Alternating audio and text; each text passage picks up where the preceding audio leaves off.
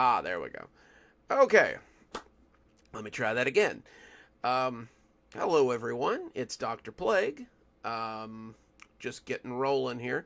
Sorry we're a little late. I forgot to upload tonight's compilation, so hopefully that gets on in time. Um, we're gonna tell some stories. We're going to. There we go.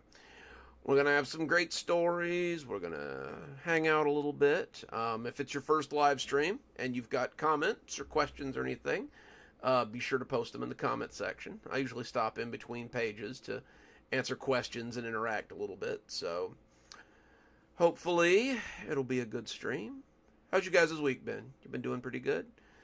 Um, it's been business as usual here, just writing and farm stuff. Good to see all you guys. Looks like we're starting to get a crowd in. I like that. Oh, let's see. Let's see. Well, first and foremost, cool. First and foremost, let's talk about the writing contest.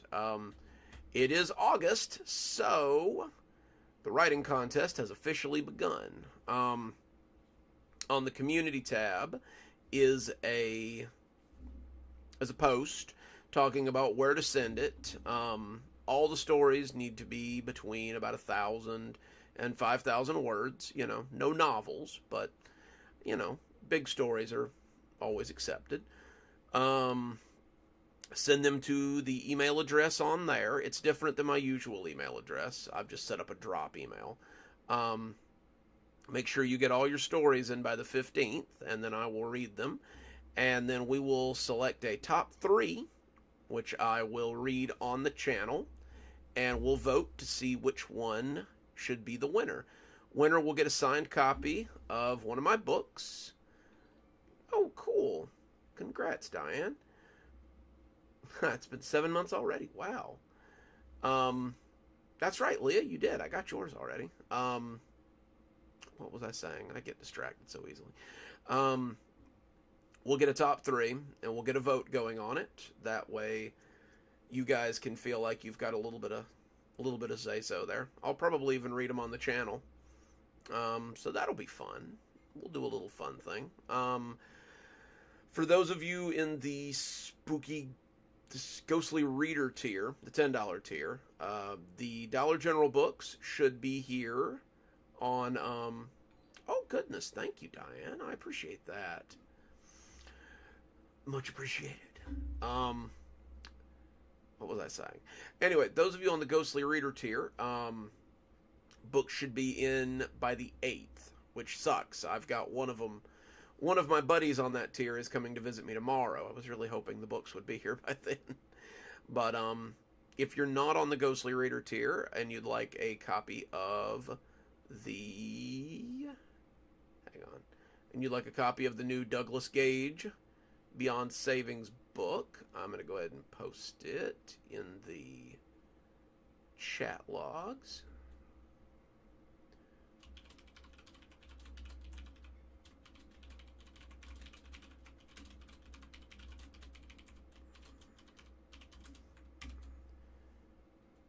Huzzah! There we go.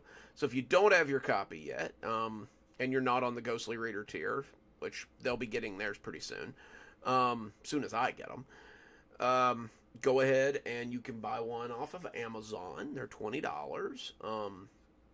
Hopefully I'll have enough extra I can put out some signed ones. I ordered like 5 or 6 extras, that way in case everybody in the contest wants a signed copy, I can get them to them. But yeah, I think that's about all the news we've got. Audible collab. Oh yes, that's right.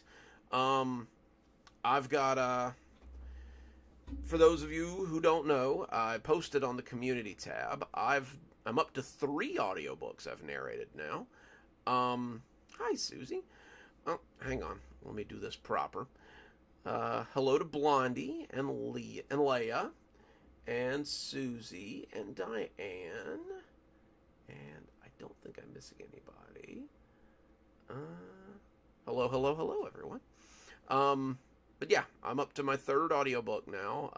I did A Fairy Tale for Snow White. I've done it's a business book, so if you've got small business stuff that you're doing, be sure to give that a look. Hang on, I can give you the titles actually. I've got them in my thing here. The Fairy Tale for Snow White, which I highly recommend. Aisha Urouge is a good writer, and her book was very good.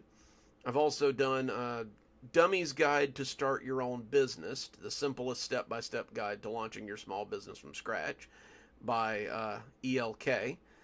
And then I've got another one that's in production. It's not quite done yet. It's Black Cat by Harrison Phillips.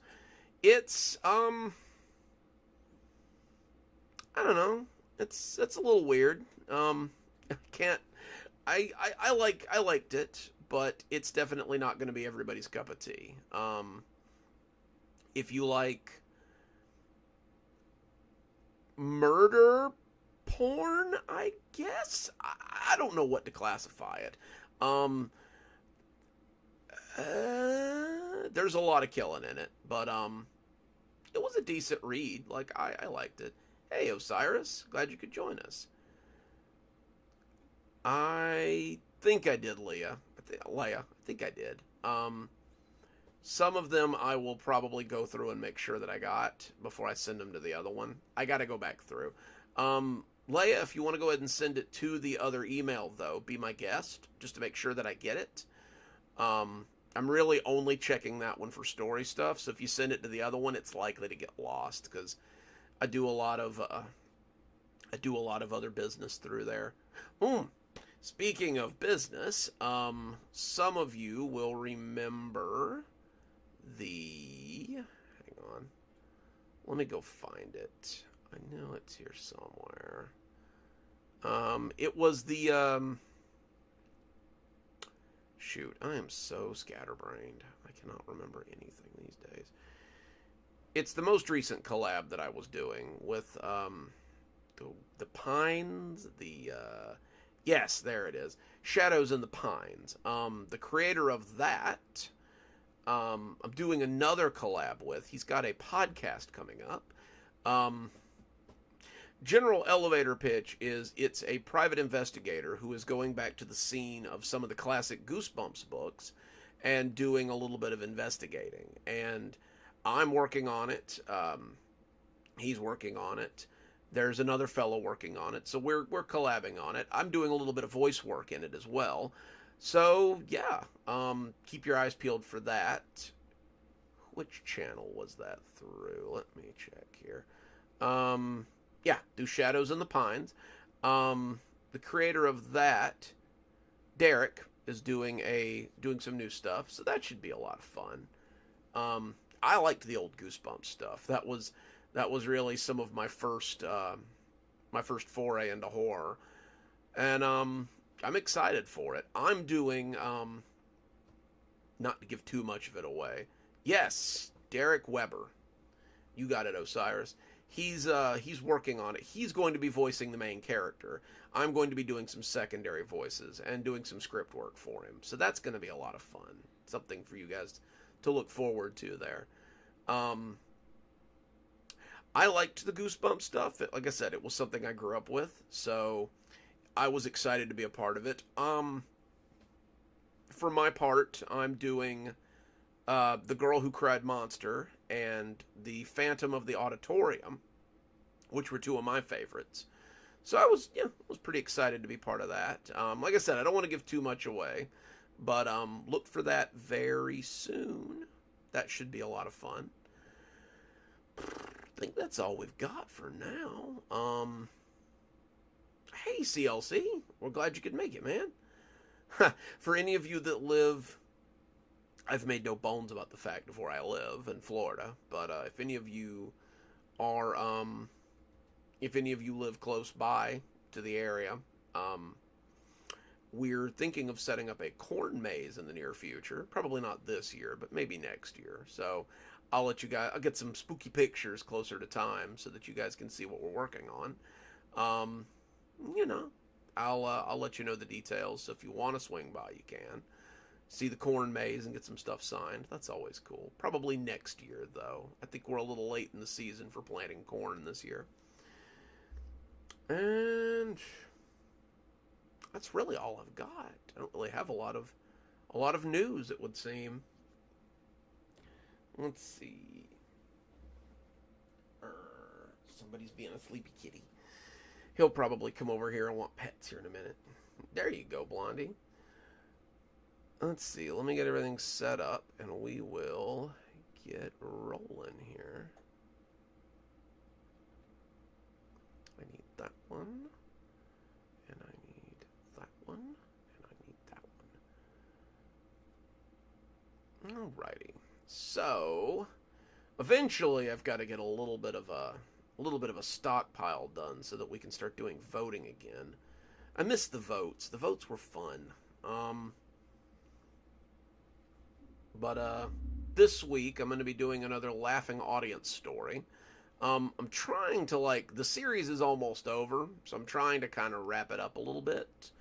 So yeah, that's probably going to be what we're doing for the next not the next couple of weeks, but there will be more laughing audience stories in here. I think we're within 5 or 6 stories of being done with it. And, then we can wrap it up and get it in the can and just move on to another series. I'm thinking about adding the travel writer into our Monday lineup. If any of you guys remember that, it's the guy that travels around and writes stories about places and things. He did The Toy Maker's Wood and The Ghost Grass Hermit, and he's done a few, but I think I'm going to add him into our Monday rotation. And of course, we'll be hard at it next week. I've got a Killian story I'd really like to finish up. Got to see if I can get in touch with the Baron. I know we haven't seen him around a lot, but I'd really like to get him on more regularly.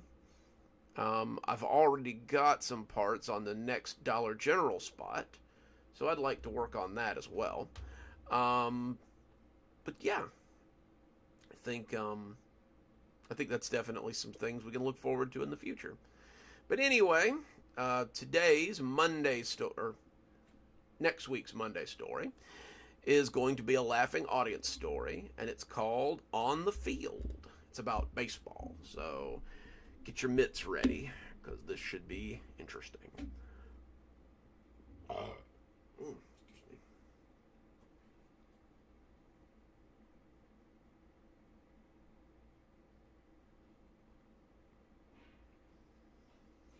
Alrighty.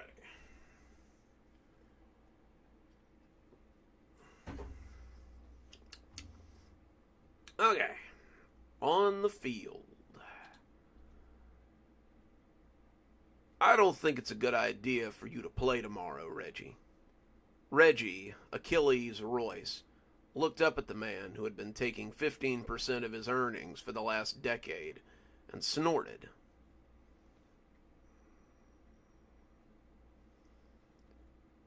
When had Darren ever told him not to go out there and make money? Not making bank was antithetical to his career, as well as Reggie's nature.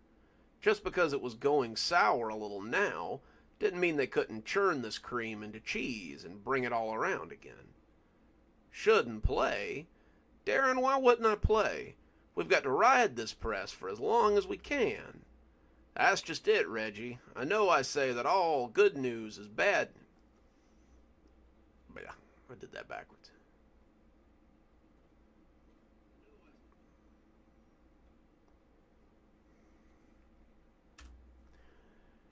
I know I say that all news is good news, but this news stinks, and you know it. If you got out there tomorrow, then you're going to ruin what's left of your reputation. Coach Anderson has already agreed to let you warm the bench for the last 3 games, so this can all blow over. He's even agreed to pay you out for the season, something that doesn't happen often. You need to lay low so that all this can just blow over. Maybe try again next season. Reggie stopped himself before Hang on. Try that one again.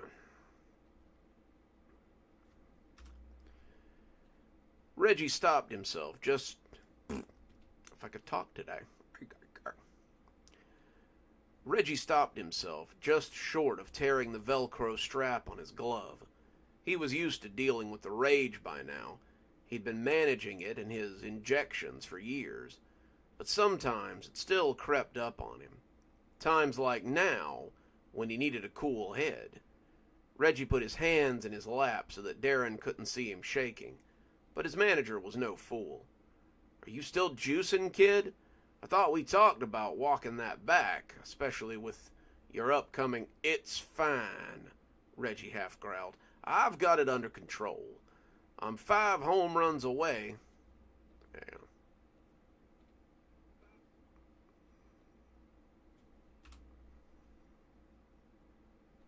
I changed that number later.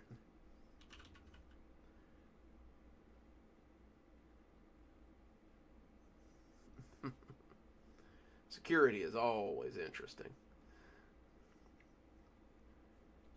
"I'm 3 home runs away from breaking the all-time record, Darren. But I'm also staring 40 right in the face. If I hang it up now, I might never pick it up again. I want to go out on top, man. I don't want to just be a footnote who came close but never made it all the way." Darren sighed, looking away as he weighed his options. It had been hard for both of them this year. The home run race was nothing new. Players chased it every year, but most never came close. Achilles was closer than anyone had been in half a decade, but the closer he got, the closer people looked. You can't have another wife beater or steroid junkie on a Wheaties box. And fortunately, Achilles had a few... Yeah.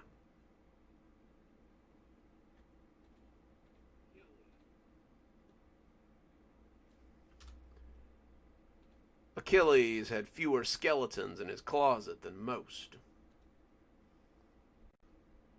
Welcome back, Leia.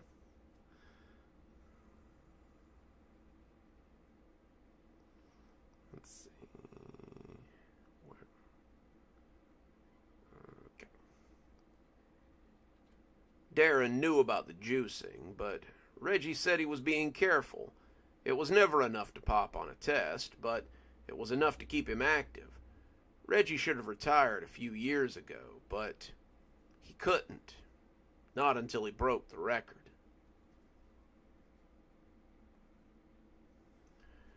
For those of you just joining us, we are reading On the Field, our laughing audience story for Monday. So have a seat. Come join us.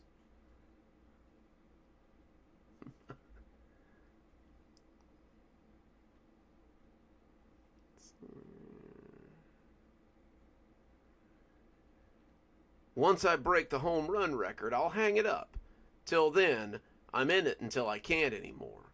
One day, Achilles will be the name they all want to wear on their jerseys, even after I can't swing a bat anymore.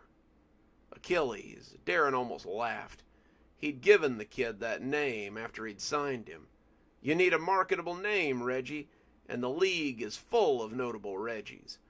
Why not try something classic? Achilles, maybe. It's got panache, don't you think? He had called him that because the kid was an all-around unit. He'd been 25, in the best shape of his life, and he could hit just as well as he could run.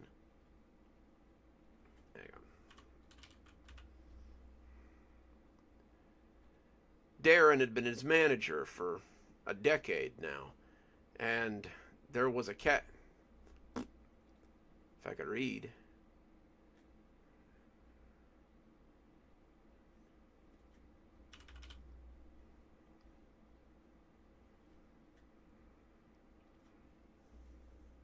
Just a second to reset.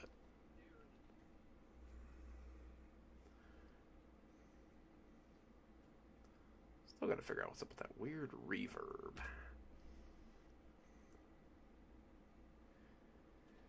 Darren had been his manager for nearly 10 years, and if there was a cash cow, it was this kid.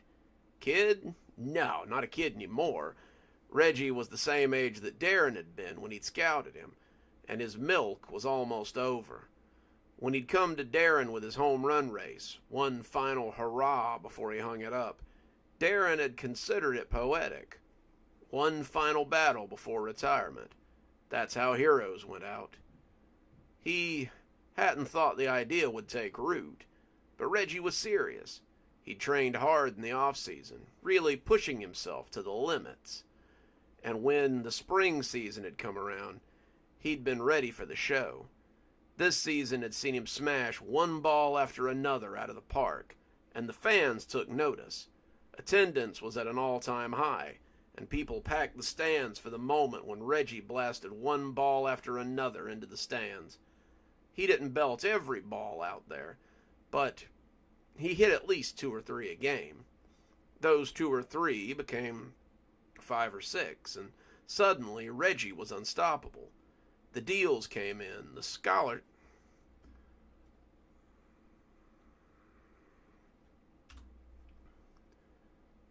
sponsorships,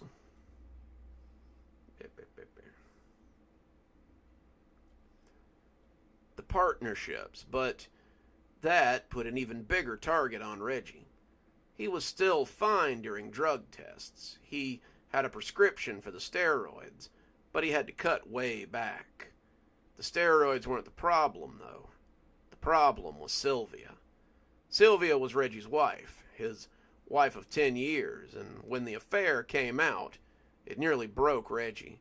Sylvia was caught on film with someone as they dined together at Laris.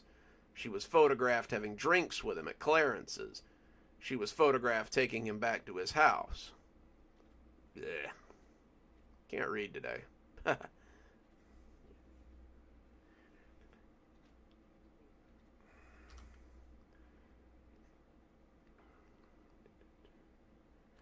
She was photographed taking him back to the house she and Reggie shared while he was away with the team. The scandal was immediate, and it was messy. Reggie was distraught. He loved Sylvia, but it appeared she didn't love him the same way. She had wanted to go to therapy and try again, but Reggie couldn't do it. He felt that doing so would make him look weak, a cuckold, and he couldn't have that. He threw her out, and this had begun the slow decline of Reggie's home run dreams. The divorce proceedings had been even worse. Sylvia decided that if there could be no reconciliation, then she would scorch the earth. She got on the stand and talked about his performance issues. She told the tabloids he used enhancers and how they had lessened him. She talked about how the baseball field was the only place he could perform these days, and Reggie became a laughingstock. Suddenly all the goodwill for a man who had been wronged was gone. Suddenly, people chanted for Reggie the Cuck in the stands, and the sign campaign was even worse. Darren hated people sometimes. They couldn't see how this guy, how his friend, was hurting. All they cared about was the scandal and the slander and how it brought them joy. People loved seeing a hero brought low, and Reggie was an easy target. The endorsements were gone, the deals dried up, and now Darren didn't understand why Reggie couldn't just hang it up. "Come on, Reggie," he said, trying one more time. "It's time to face facts. It's over, man. You need to let this blow over. Try again next year. Start." But he stopped talking when Reggie slammed his hand hard enough into the locker to make him think he'd broken it. "Don't you get it, Darren? If I quit, she wins. I can't let that..." But he bit his lip to stop the word from coming. Even at his lowest, he still couldn't bring himself to speak of her like that. "She ruined me, Darren. She wrecked more than my career. After this season, I'll be untouchable for years. And this is my only shot. Achilles," he said with a laugh as he looked at Darren. "You gave me a fitting nickname, huh? Sylvia knew right where to work the knife, right where my weak spot was. But now, I have to secure my legacy. It's for me, not for you, not for her, for me. I have to show them that if they want to hang horns on me, then they'll have to see those horns every time they open a book or look at a record. Darren came over and tried not to notice how Reggie flinched when he put a hand on his shoulder. Kid, and I say this with all due respect, you're losing it. You need to think about what's best for you, not this home run record. You're a great player, one of the best, but I can't watch you kill yourself over it. Reggie looked at him, shocked. What? Because of that shit in the shower? That's just nerves, Darren. I'm okay. It had been a little more than nerves, and Darren knew it. Reggie had been getting really rattled lately. He kept turning suddenly, saying people were laughing at him. Darren hadn't heard anyone laughing, not openly, or where they might get their teeth pushed in. Yeah.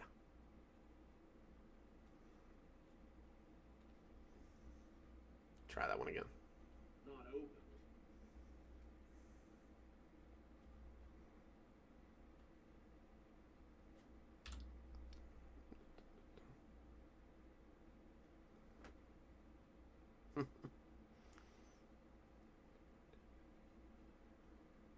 Okay. Not openly, or where they might get their teeth pushed in, but Reggie was getting very agitated about what he called people laughing at his back. Darren tried to reassure him that this was something that would blow over, but then the incident on Thursday occurred. After practice, while showering, someone started to call for help, and a bunch of them ran to see what was going on. It was Reggie, and he had one of his teammates by the throat. They were both completely naked, the water making a steamy fog around them, and he got his fist.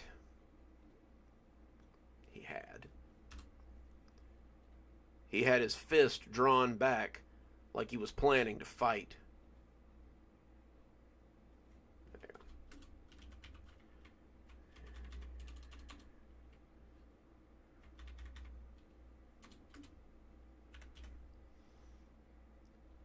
You think it's funny, huh? You think something's funny here? My package is none of your business, so stop snickering at me. I don't care what you heard. That bitch is a liar, so stop your fucking snickering. He was just standing there, shouting at his teammate as the water cascaded around him. The other man, Alvarez, said he no longer felt safe around Reggie, and had even talked to some of the other players about having him removed from the team. Darren and Will Anderson, the coach, thought that might be best if...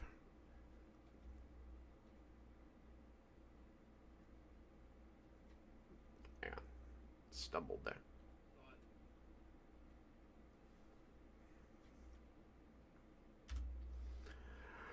Let's see. Thought it might be best if Reggie took some time off, got his head right. Reggie had argued that there were only a few games left, and he was 3 home runs away from the record. He needed this, more than he needed anything. It's not just the shower thing, Darren said, lifting up from the wall he'd been leaning against. It's the hallucinations. You told me you've been seeing things, shadows and monsters, and I think all this stress is having a negative effect on your mental health. You need to rest, kid. Go take a vacation. You can catch the last game and belt out those 3 last homers. You owe it to yourself to be at your best. Reggie stood up, and as he stood there in his uniform, Darren thought for just a moment that he looked like the same kid he'd seen hitting anything with stripes on it at the college games all those years ago. I can't pass this up, Darren. I need this. I have to be on top, even if it's just for a little while. I break this record and all the laughing, the jeering, it stops. I just know it. Darren wasn't so sure, but it was hard to argue with the kid when he looked like that. All right, Achilles. Go out there and make history. Just make sure you don't pull a Casey Jones out there. Achilles, because there was always a difference between the player and the man, looked back at him questioningly. What's that mean? Not a big scholar of written work, I see. Casey stepped up to bat, full of confidence and swagger. but struck out in the end and ruined his reputation. Don't go out like that, kid. Nobody's going to put Casey on a Wheaties box. Achilles nodded and headed out to the field. We are reading On the Field, which is our laughing audience story this week. So if you're just joining us, this is the first story. So you have plenty of time for more stories. Ooh, I'm hoping to get through all 5 tonight, so there's plenty of story to come. There we go.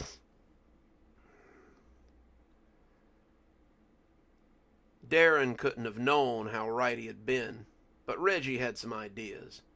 Reggie hadn't just been hearing snickers and jeers. He'd been seeing things he couldn't explain, but he didn't tell. Yeah. I think that might have been a different Casey Jones. Maybe, I don't know.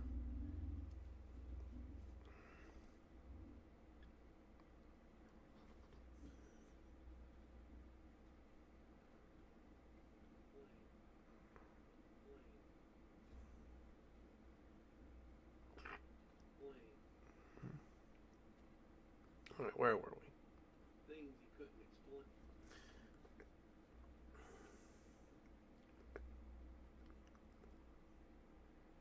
Things he didn't dare tell Darren about. Coach would take him off the team if he knew he was seeing stuff that wasn't there, and Darren would be right behind him. It wasn't like he was seeing giant rabbits or fire-breathing dragons or anything. What Reggie was seeing were shadows that shouldn't be there. They weren't like the usual shadows that people cast. They weren't even like the shadows he would find scary when he was a kid and he saw a chair with clothes hanging off of it. No, what Reggie was seeing were these strange shadow people that seemed to live at the edges of his vision.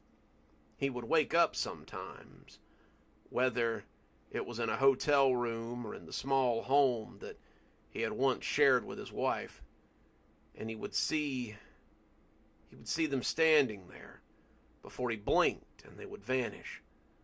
Sometimes he'd be driving, putting on his gear in the locker room or even in the shower, cleaning up after practice, and there they would be, just staring at him with their teeth out, and their cynical little laughs would be on full display. He came to the back of the line and saw Alvarez move up a few spaces so that he didn't have to be near him. Reggie felt bad about that. He had really thought that Alvarez was laughing at him. He realized now that it was the shadows, those hateful things that were trying to ruin his life. But he didn't honestly think they were real.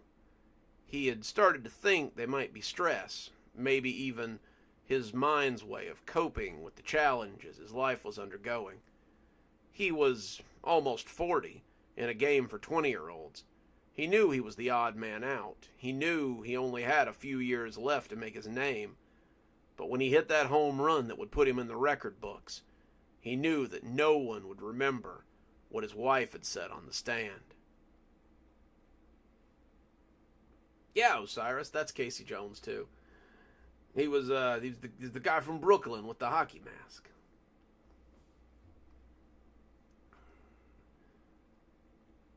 Once he hit that home run, all they would know was that he was the best. The announcer brought the team out, the national anthem was sung, and the first pitch was thrown out. After that, the game got rolling pretty much as usual. Coach had let Reggie know that he'd be batting far down in the lineup, and he sounded apologetic about it, but firm. The scandal's good for business, but it's not good for baseball. I don't want to encourage him, you understand. Reggie did, but it still sucked. As he sat on the bench, the laughing still hadn't stopped. Some of it was the fans. He had seen the signs and heard the chants, but some of it was something else. That laughing was different. That laughing sounded like mice walking in a crypt, like leaves in an abandoned hallway. like the laughter that bubbles up from hell. Reggie didn't get to bat in the first or the second inning. The team was doing well, but their opponents were really on fire tonight. When he took the field, Reggie ignored the Peanuts gallery and tried his best to cover his spot.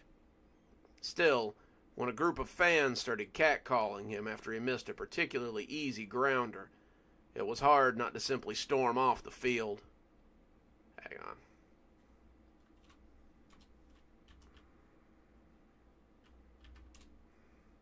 Text-to-type is great, but sometimes it puts weird quotations and stuff.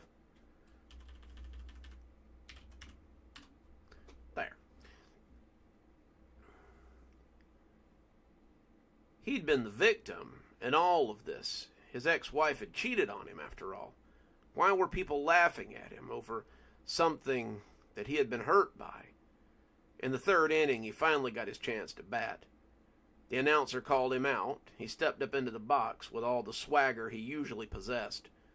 But as he prepared to swing, he saw something in the first row across the field. It could have just been someone sitting in a shadow. It could have been someone wearing a hoodie, but the three of them, seated in the field across from him, were grinning horrors. As one of them waved at him, he heard the umpire call, "Strike!" and realized he'd missed the pitch.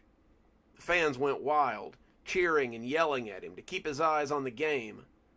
Reggie tightened his grip on the bat, but as the second one came across the plate, too, he swung and missed. He could feel sweat flowing off of him now. He had to hit another homer. He had to get the crowd back on his side. But as the ball came in... Hold up. That's supposed to be an and.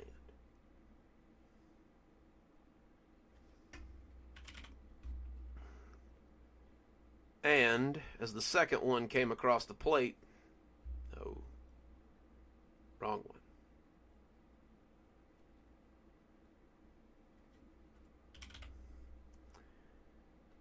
And as the ball came in, Reggie swung and hit it into the outfield. Luckily, the outfielder was a little slower than he should have been, and the ball tipped against the outfield wall and fell into the stands. He had the home run, but it was far from the solid hit he had wanted. He needed to finish this streak, and he needed to finish it now. He got to bat twice in the fifth inning, the whole lineup running a little longer than usual. His first bat hit a whopper, sending it soaring into the stands as the announcer called a home run, and Reggie rounded the bases like a hero. You would have thought he was a clown, though, the way the crowd taunted him. He could hear cries of "Cuckold" and "Little Peter" as he rounded the bases, and it took some of the swagger out of his run. These people were nuts. Why were they doing this to him? He had never given them any reason to hate him. Reggie was walking by the time he had come back to the bullpen, and though some of his teammates murmured congratulations, the mood was muted. He sat on the bench, trying to shake the images he had seen. While rounding the bases, the laughing, jeering, terrible audience. Nice.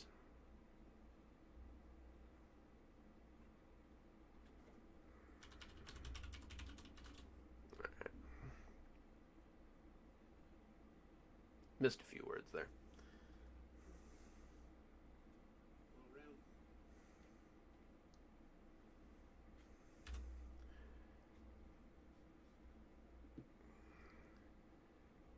While rounding the bases, listening to the laughing, jeering, terrible audience, Reggie had seen some of them standing amongst them.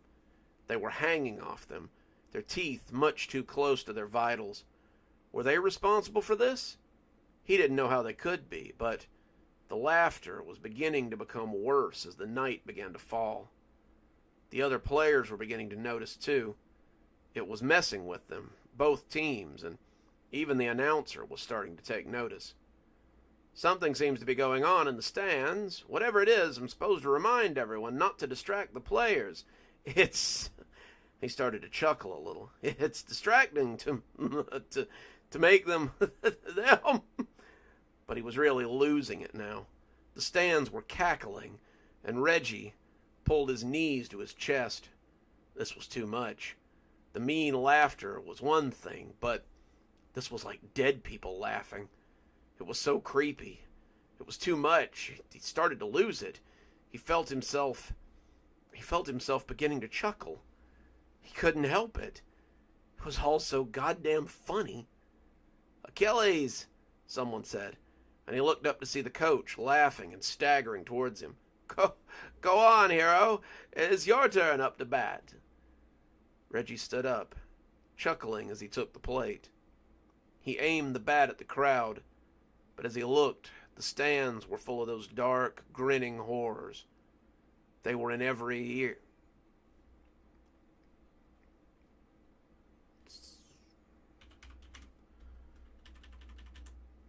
There we go.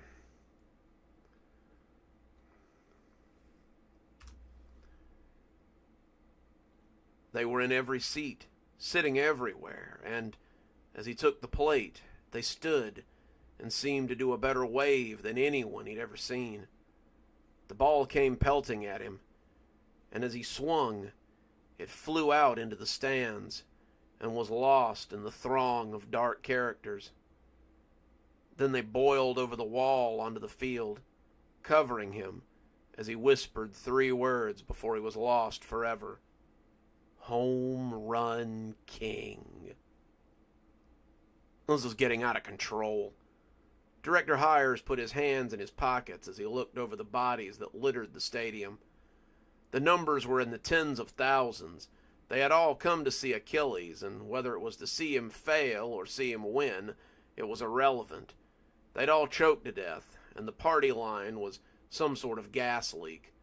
Several newscasters were speculating that it might be terrorist-related, but the FBI was quietly slapping that... Yeah.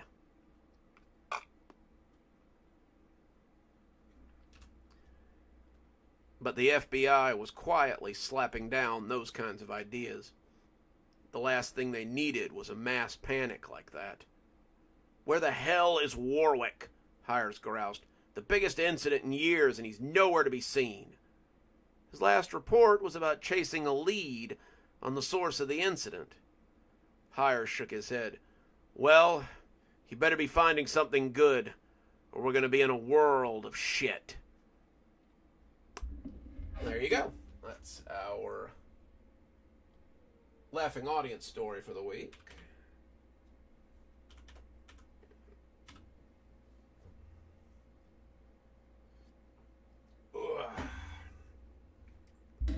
Gonna wet the pipes a little there.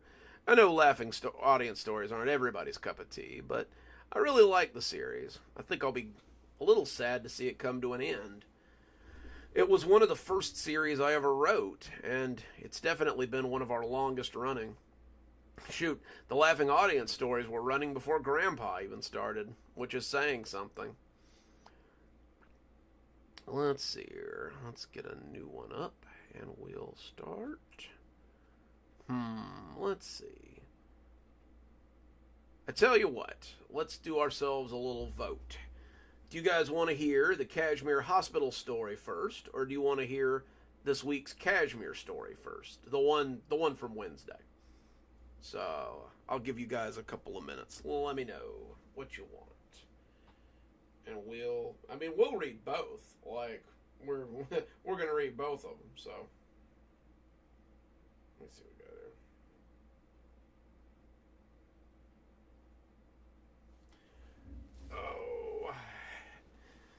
I agree, Blondie. It's really not a nice one for old Reggie there, unfortunately. Oh, hi, Brandy. I missed you somehow. I see we got one vote for the Kashmir story. I mean, it's Kashmir either way, but all right, we're tied so far. Let's see who can get to 3 first. Got Kashmir, or we've got Kashmir Hospital. Got 2 for Kashmir. I think Kashmir's going to win it. It's an interesting one this week. It's a completely different character who I think we might see more of in the future. Oh, hey Nancy, glad you could make it. I think it's probably going to be Kashmir, unless we've got any last minute votes for the hospital, which we'll read after this one. I mean, it just really, I like you guys to feel involved, you know. I think we'll go ahead and read Kashmir. It sounds like you guys want some Kashmir.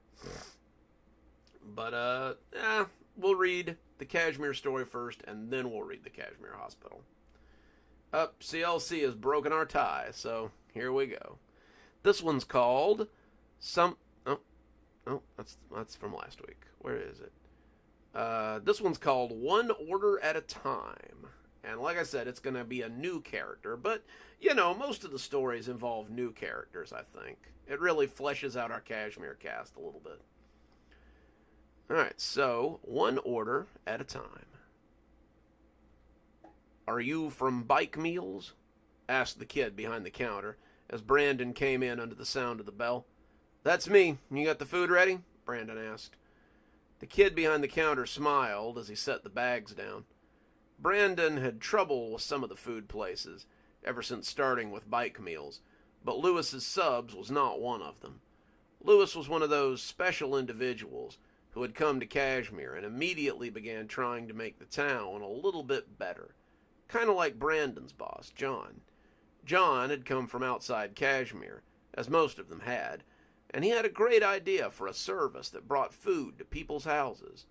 They would call their orders into the hub, an operator would call it into the restaurant after getting their mobile payment, and then they would dispatch one of their bike delivery guys to go pick it up and take it to them.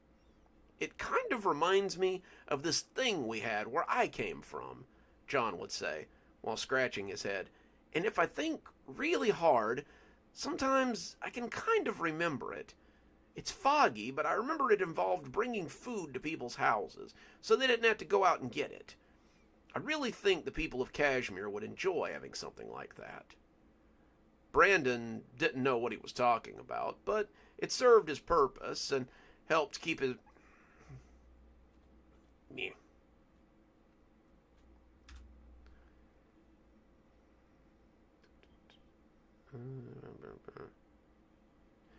Helped keep a roof over his head, so he was more than happy to help John with his new business. Brandon... Yeah. If I could read things... I see you, Leia. Probably. YouTube's been a little laggy lately. "Any plans this weekend?" the kid asked Brandon as he grabbed up the bags. "Why, yes," Brandon wanted to say to him. "I plan on getting the last of my funds together so I can summon the Whispering God from the depths of my dreams." What he actually said was, maybe just hang out at home with some friends. "Sounds like a pretty good weekend. Well, you enjoy yourself, man, and we'll see you next time." Brandon thanked him and brought the food to the bike out in front of the restaurant. John had been kind enough to give all of them bikes with large baskets on the front so they could transport the food they took to the people. Bike Meals was really just a Kashmir institution, so it wasn't as if they had to go very far. John liked the fact that he got exercise. He could pedal an upwards of 10 miles a day on a busy day, and it kept him in great shape. He also liked that it put him in contact with interesting people. People like Casey Flynn, Brandon reflected. We're reading our Kashmir story for the week, one order at a time. So if you're just joining us, settle in. It's going to be a great bunch of stories tonight. Yeah, let's hope so. Crash outs are usually pretty bad. Casey Flynn had been the catalyst for all of this. Brandon couldn't remember his childhood. Couldn't even remember what he'd been doing 5 years ago before he came here. But he was pretty sure he'd been having the dreams since before he got here. The dreams were always the same. He was standing in an empty field and listening to someone quietly whisper. He wasn't sure what they were whispering. He couldn't quite hear that, but Their words fell from the sky like manna, and Brandon now understood that the words came from something much larger than his understanding. At first, he'd been afraid of the whispers. He had dreaded the nights he would have the dreams, something that was happening more frequently after he arrived in Kashmir, and it had made it hard to keep a steady job. The dreams would wake him up, feed his insomnia sometimes, and that made it difficult to function throughout the day. It was hard to fall asleep when you were on a bike, however, and so bike meals were a good fit. Brandon often rode so hard and so long that he was too tired to even really notice the dreams. But that had been past Brandon. Now, yeah. I love text to type. It never messes up.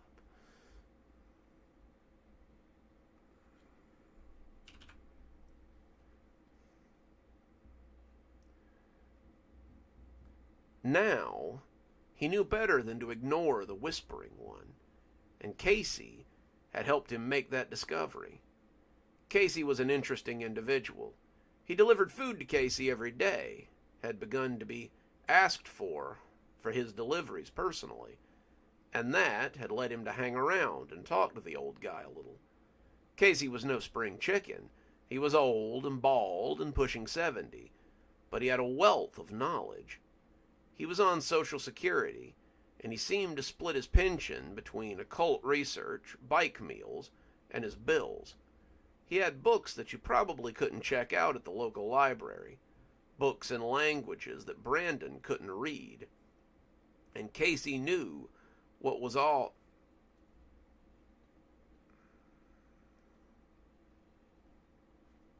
Yeah.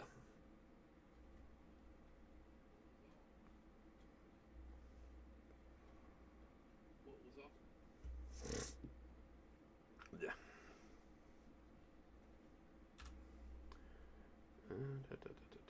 Where'd it go?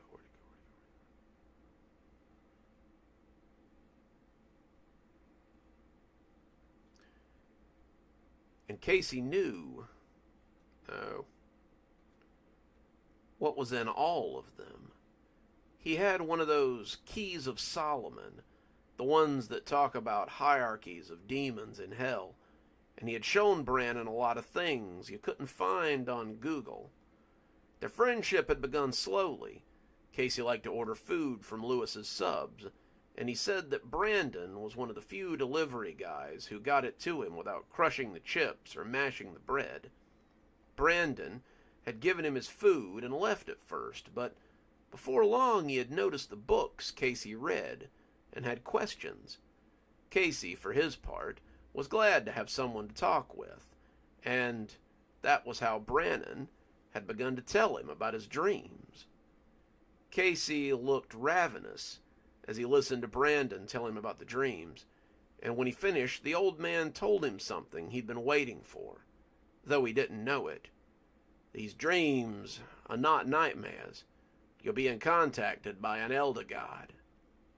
Casey had absorbed the information like a sponge, and the more Brandon told him, the more Casey told him. Casey suggested he start a journal, something to write down what he heard from the whispering entity. And Brandon had said that he would give it a try. Dream journaling was hard. It was something you had to work at, but after a year, Brandon had gotten pretty good at it. After a year of listening to those hollow whispers, those spidery condemnations, Brandon began to understand some of what was being said. Well, not understand. Understanding would have brought knowledge. Brandon began to transpose the words, and even though the words meant nothing to him, they meant something to Casey. If you're just joining us, we're reading One Order at a Time, which is our Kashmir story for the week. It's a little different, but stick with it. I think you'll like it.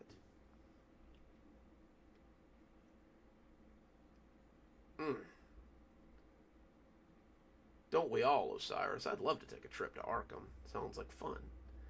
Maybe Oh God, maybe down to Innsmouth while I'm at it.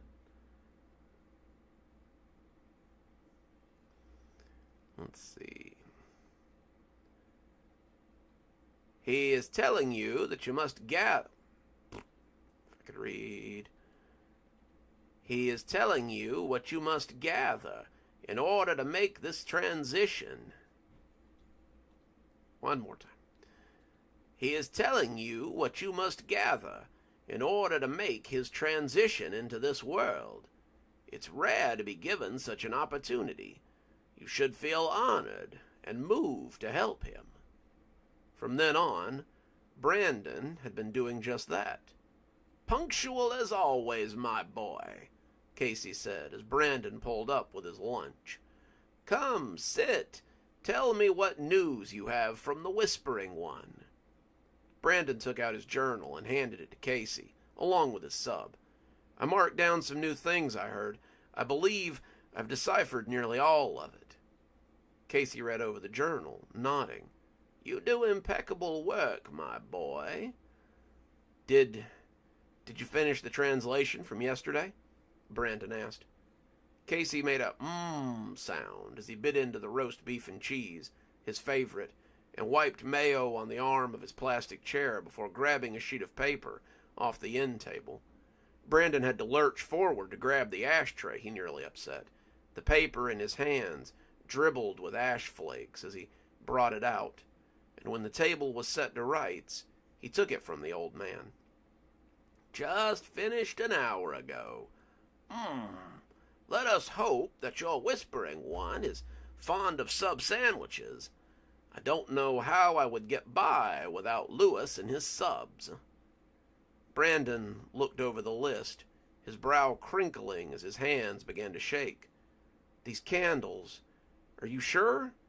They aren't the same ones as last week. Ah, yes, Casey said, popping a finger into his mouth before moving to the next. That was a mistake on my part.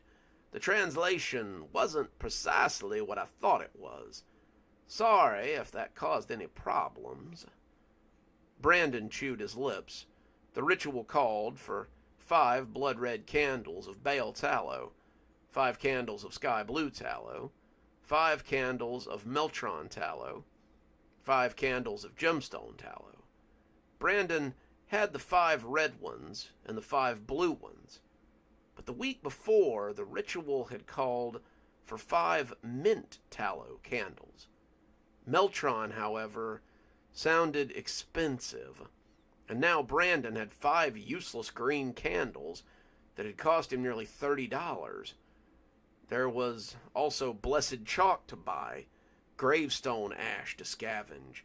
He would need 5 pounds of red brick clay, and Brandon squinted at the last of it before looking up at Casey. A complete hawk skeleton.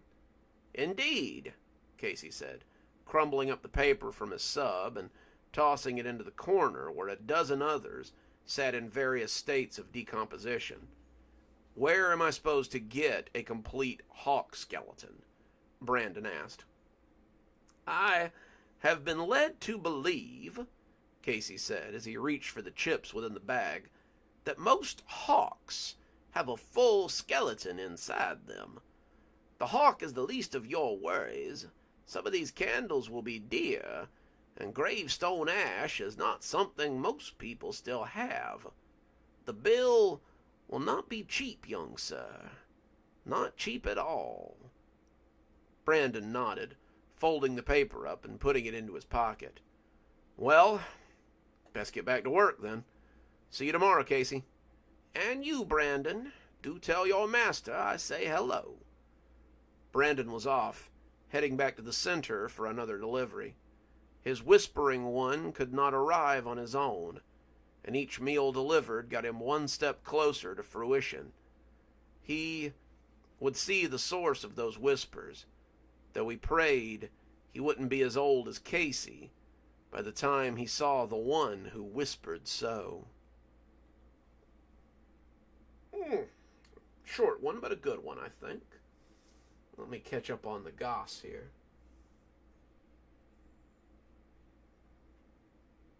Oh no, not the tea. Party foul.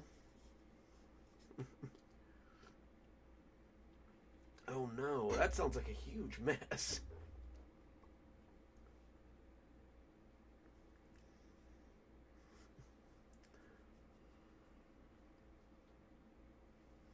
Was it complete, Leia? The complete skeletons are the important ones. Let's see. I guess maybe now we'll read the hospital one. We haven't rejoined our hospital narrator for a while. I think maybe it's time we check in on him. Let's do a big stretch here. All right. Whew.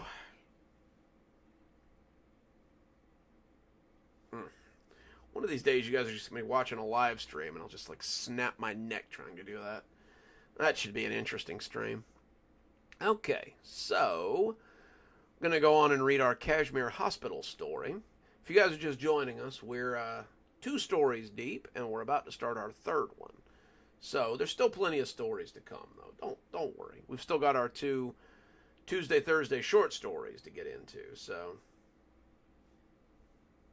uh-oh. I mean, blackbirds on your roof are certainly good money to certain people.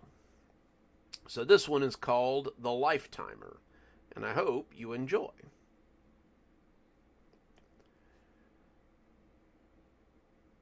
It was my off day, but it appeared I would never truly be free of this place. I was here by choice today, though. I'd come to see Frankie, since she had the night shift when I didn't. For those who don't work night shifts, it's hard to just fall back into a regular sleep schedule once your body is used to staying up all night. I found myself here some nights, walking the halls or visiting with Frankie. We'd become pretty good friends, and she liked to tell stories about how the hospital used to be. It was kind of fun, hearing about how some of the older nurses used to be giggly girls, or how she'd seen some of the doctors when they were kids coming in with their parents.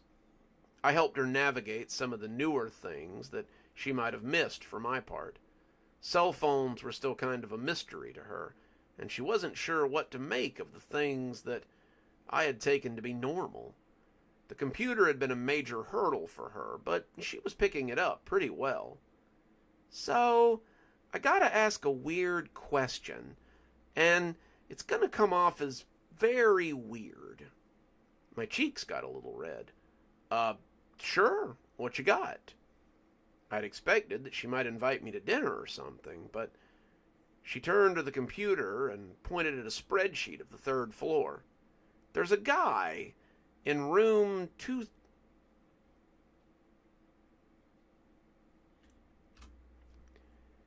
In room 320.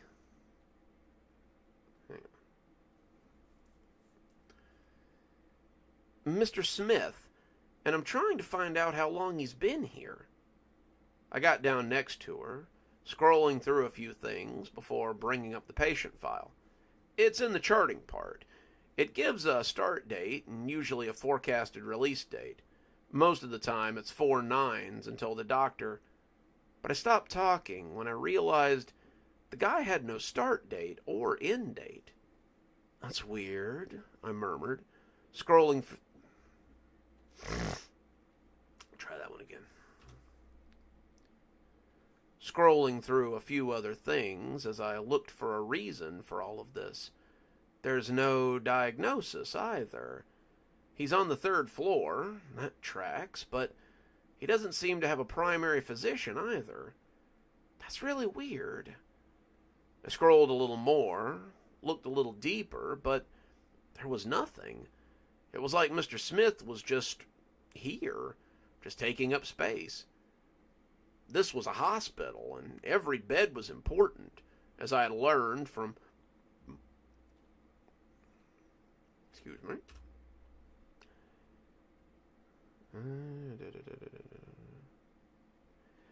As I had learned from room 301, and the idea of someone just taking up space was a strange one. Come to think of it, I whispered to myself, I think this guy has been here for a while.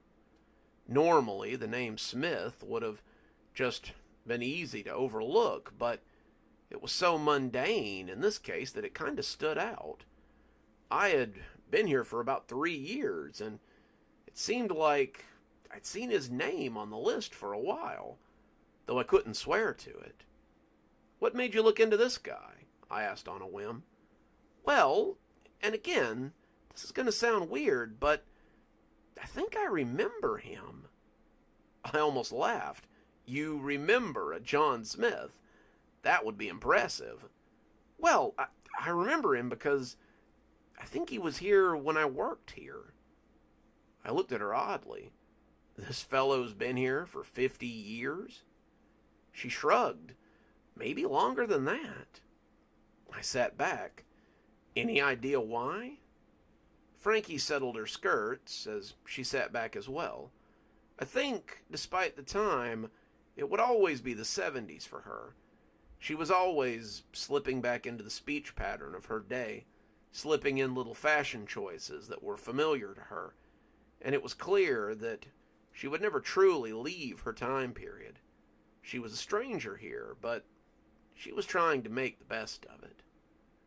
Well, I heard a story from one of my contemporaries when I started here. She said that one night they found a guy outside the ER, a guy who was barely clinging to life.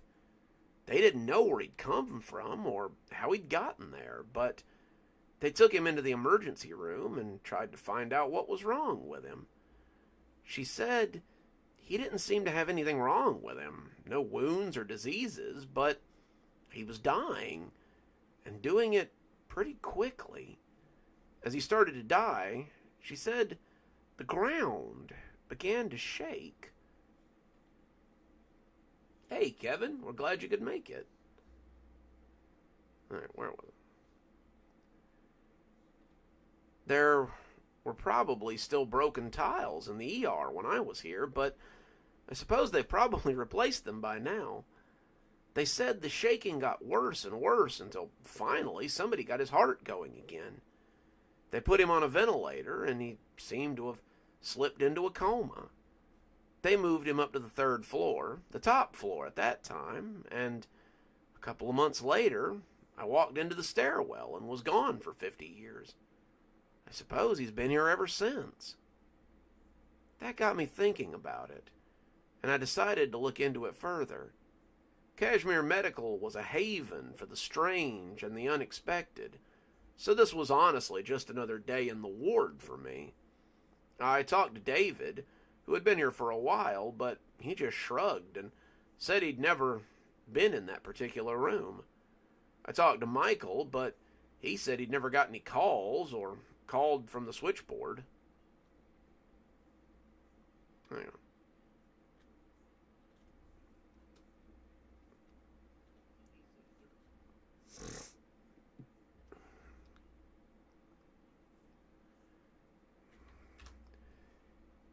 He said he'd never got any calls for that room, and the room had never called the switchboard.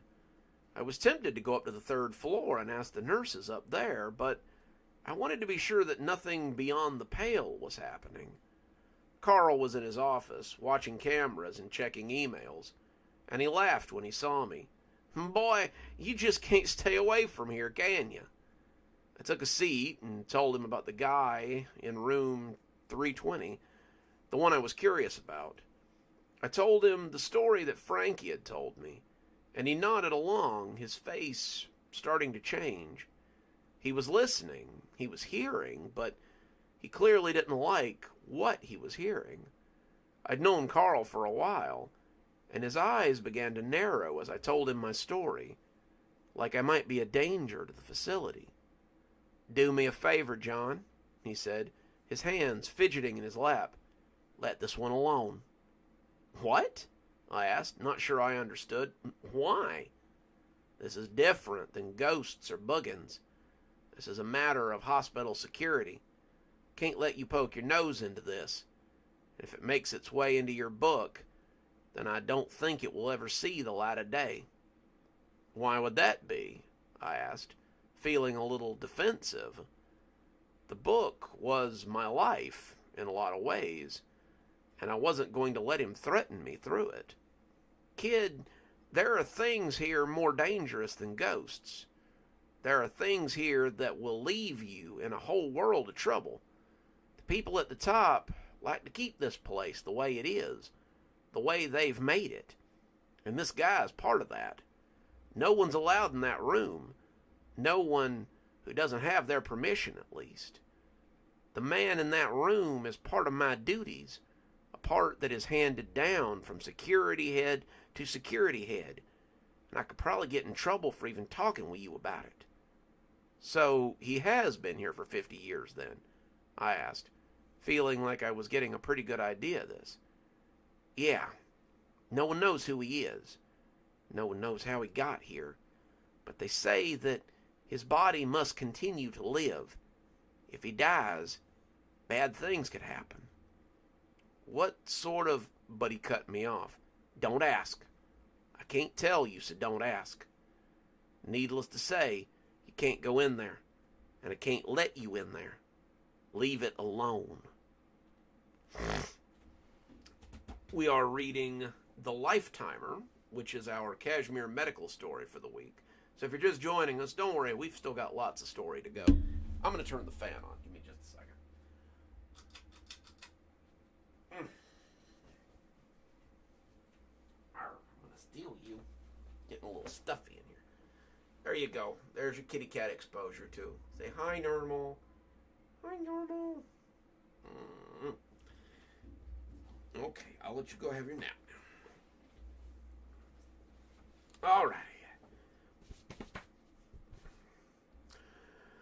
Okay.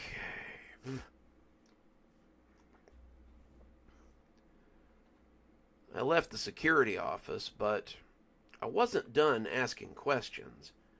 There was someone else who might know something, but he was going to be a little harder to find.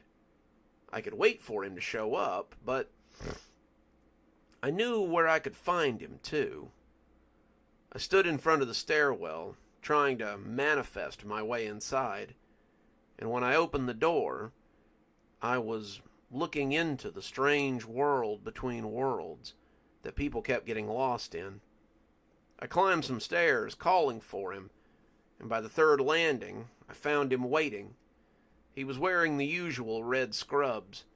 I remember what the little boy had said, calling him a dragon, and I wondered what he looked like when he wasn't putting on for me. Was he a dragon? Or was he something worse? Well, well, well, if it isn't my favorite spirit caller, to what do I owe the visit? So I explained to him what I was looking into, and it was the first time I'd ever seen his face match Carl's. Do yourself a favor. Let this one go. That man is beyond even my power, and the higher-ups of the hospital are not the only ones who don't want his life to end. But why? I asked, flopping against the wall. Why is this guy so mysterious? The orderly sighed. In this world, there are people who have a destiny. Heroes, kings, people of importance, the kind of people whose stories are written about. Then, there are also people whose existence is tied to the earth and its well-being. This man is important to the continued existence of existence as you know it. Don't look too hard at it, and continue to exist. I had more questions, but there didn't seem to be much else to say. I'd hit a wall, case closed, and there was no way to go on. If it makes you feel any better, the orderly said, I'll tell you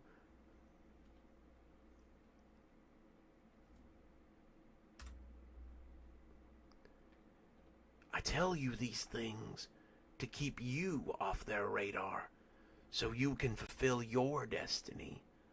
You may be very important before long, though I doubt you know it. Go, experience some life as it is lived as opposed to how it was lived, and enjoy yourself a little. I left the stairwell and returned to the seat that I realized I'd only evacuated an hour and a half ago. A lot can change in an hour and a half, it seems. I thought you left, Frankie said, clicking away at the nightly charts. Did you find what you were after? No, but I guess that's okay. Maybe this place has some mysteries that I shouldn't know. Speaking of mysteries, Frankie said, turning to face me as she hit print on her charts, I was wondering if maybe you had the answer to one that's been bugging me lately. Oh yeah? I asked. 2 mysteries in one night. You're going to spoil me. Well, I was wondering if you'd like to go out to breakfast with me on Thursday, after you get off work. That caught me off guard. I guess I had never expected the mystery to be whether or not I'd join her outside of work. Like a date? I asked, my voice only breaking a little on the last part. I think so, Frankie said. Dinner would be difficult since I'm your relief for off nights, but breakfast is something we could both enjoy. It might be nice to see you off.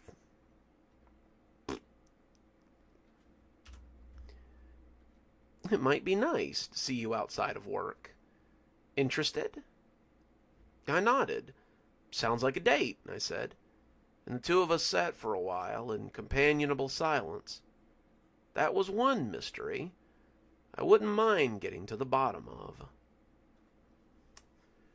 Alrighty, that's our Kashmir story. That's our Friday story. Seems like things might be getting a little spicy between Frankie and John there. Oh, let's see. If you're just joining us, we've got 2 stories yet to come, so you're at a pretty good time here.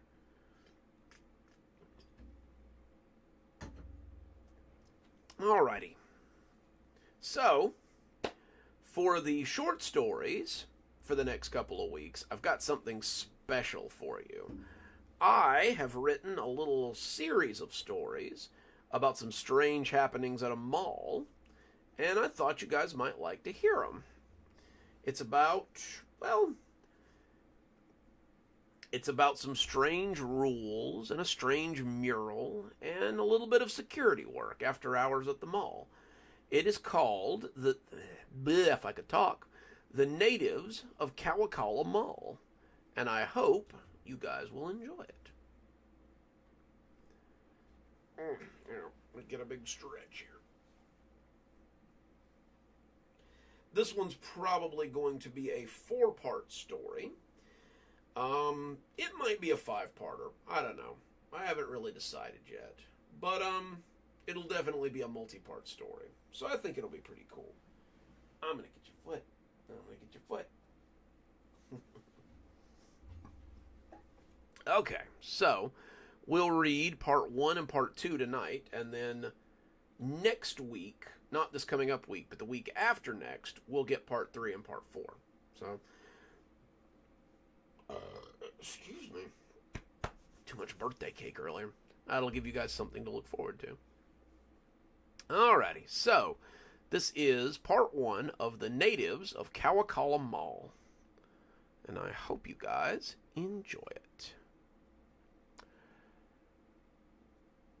I was a security guard at the Kawakala Mall in the early 2000s, back when malls roamed the land like capitalistic buffalo. It wasn't glamorous. I could have made more with the sheriff's office or at the prison the next town over, but it was 9 to 9, 4 days a week, and the insurance kept me out of the hospital, and the pay kept me out of the poorhouse. The mall insisted on this uniform that made us look like police officers in a kid's cartoon. Blue shirt, black pants, shiny shoes, and a square hat with a plastic badge on it. We weren't armed. They wouldn't even let us carry mace, but it was a mall, so most of the time I was just collaring unruly teens or shoplifters. I'd played football in high school and college, at least until I damaged my left tendon somehow, so I wasn't a small guy. I'd been keeping in shape so my muscles didn't turn to mush, and I was pretty intimidating when I needed to be, even though I looked like an extra from the police academy.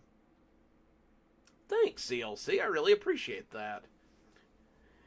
It's always nice when you guys donate. I never ask for it, but it's always nice. I really appreciate it. That's why you guys are the best fans around.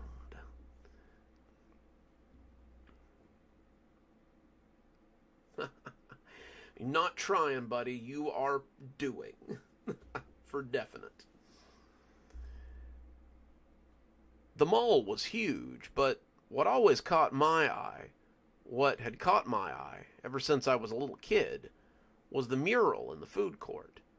Kawakala Mall, or the land it sat on at least, had been an Indian village back before the Civil War. The natives had been victims of westward expansion, and the town had turned them into a tourist attraction years later. All the actual Kalakala Indians, if that was even the name their tribe had been shipped off to reservations near Canada. But that didn't stop the townsfolk from having a festival every year for the victory over the savages. Blech, I gotta read better. Hang on. Had been shipped off to reservations near Canada. Let's take. I better.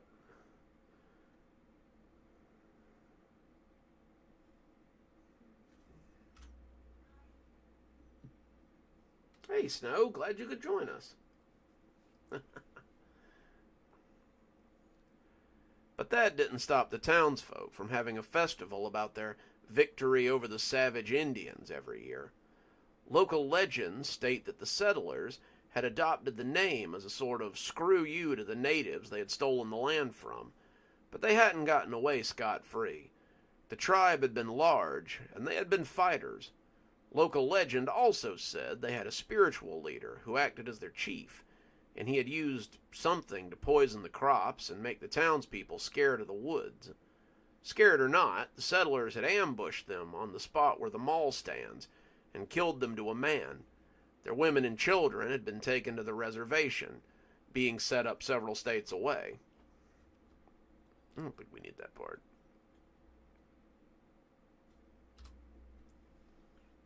We already said where that was. Right. The chief had died here too, falling in battle that had devastated his people. I think that needs something.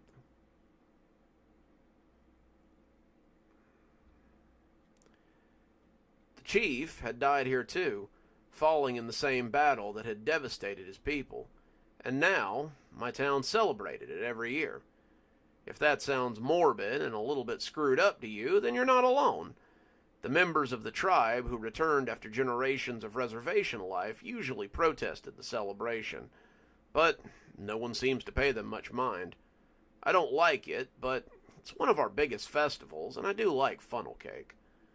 Anyway, the mural depicts that battle, but the artist must have had a really sick sense of humor. All the natives in the drawing are smiling like they know a secret that no one else does. There are 10 in all, I counted, and you can see the settlers with their guns as they surround them. The natives have spears and bows, despite the fact that historically they had guns at this point, and they look half crazed as they stare out from the 30-foot tall mural. I remember having nightmares about those Indians when I was a kid, and they always creeped me out. Now, as an adult, I get to look at them every day for... Hang on.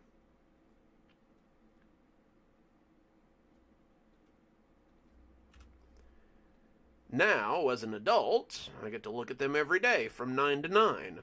Neat, huh?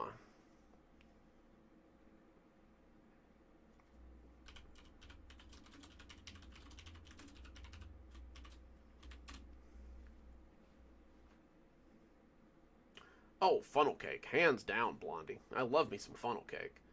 Oh, ooh, unless it's deep fried Oreos. If deep fried Oreos are on the menu, I'm having me some deep fried Oreos.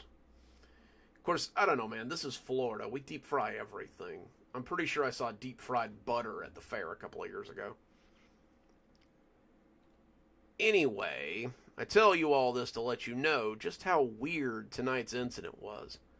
The mall closed at 9 o'clock every day. Meow to you too. Hang on. That one, I think I wrote this in stages. The mall closed at 9 o'clock. Try this again.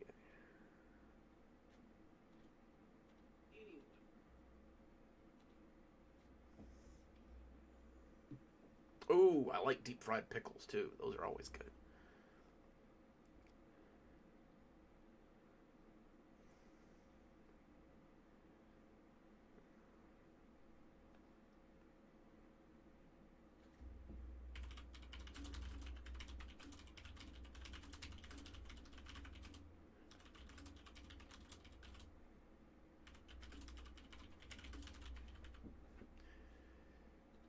Anyway, I tell you all this to let you know about the weird incident that happened that night in 2003. The mall closed at 9 o'clock every day. When I say closed, I mean closed. Doors closed, cages down, no one inside. We didn't even do night security. We don't do overnight stocking, and we do all our janitorial stuff in the early morning. I didn't understand why, but I followed orders. I was always gone before it became a problem anyway. Until tonight. It was a mess. We had 5 teenagers in the mall, all of them drunk as lords, and making problems for everyone. They had started in Dillard's, harassing staff and pushing things over, but then we lost them in one of the service hallways, and we didn't find them again until they popped up in the food court. They blended for a few minutes, right up until they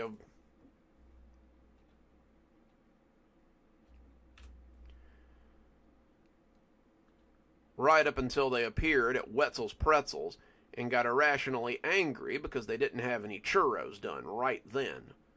They threw a chair through the display and then moved on before we could catch them, going to KB Toys and causing a scene.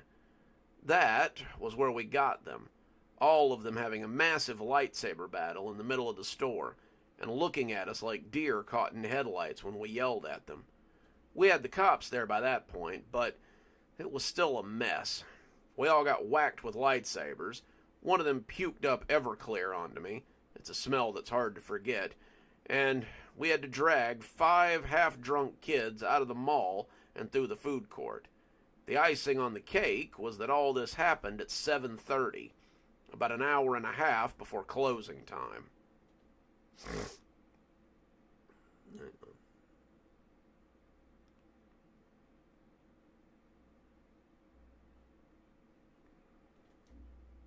Anyway, I missed a word there somewhere. By 8:50, I was still doing paperwork on the incident, and when Jeremy, the closing guard, came to tell me it was time to lock up, I told him I'd do it when I was done, and he could go ahead and go. He looked at me like I was insane. Man, you know as well as I do that we all got to be out of here by 9. That's policy.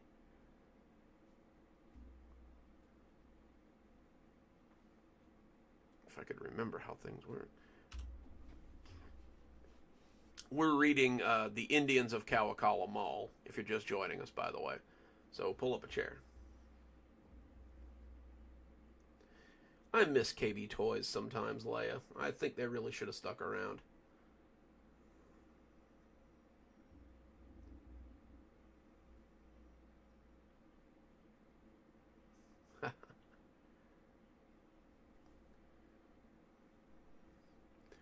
Let's see here. That's policy. I know, but if I don't get this done, it's going to be my ass. The cops and the security head want it by tomorrow. Don't worry, Jeremy. I'll lock the place up before I leave. Jeremy looked hesitant.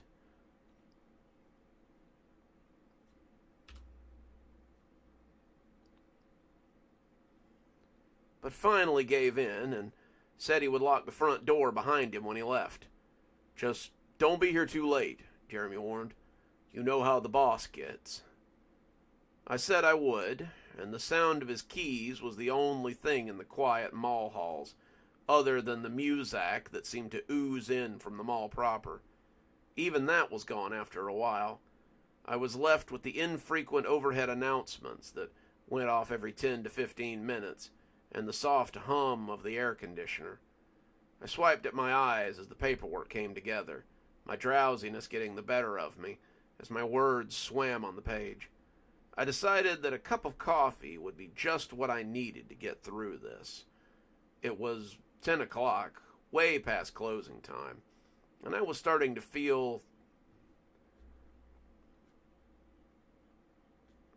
I need more inflection on that. And I was starting to feel those 13 hours. There. Luckily, I was off the next day, so I could rest a bit before my shift on Thursday. As I slipped my quarter into the coffee machine at the end of the security corridor, punching the number for a large and listening to it chug away, I turned my head when I heard something crash out in the mall proper. Looks like you guys have got a lively conversation going on here. I miss KB Toys.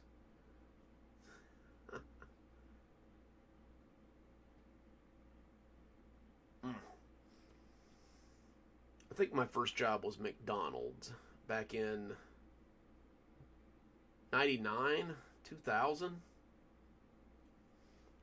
I definitely feel all of my 39 years, I can assure you. Let's see. It was after 10.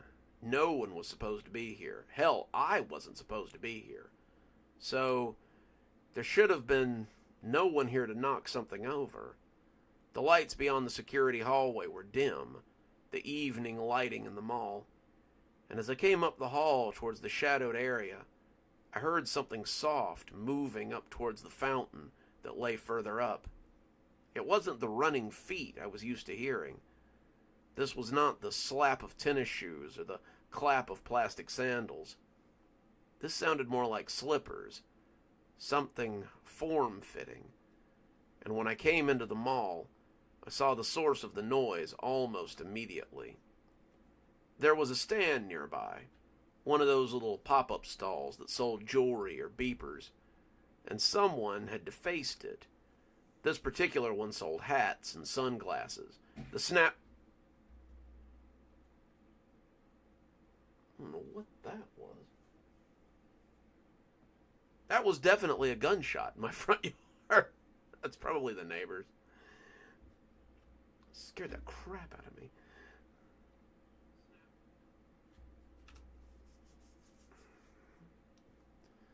Let's see.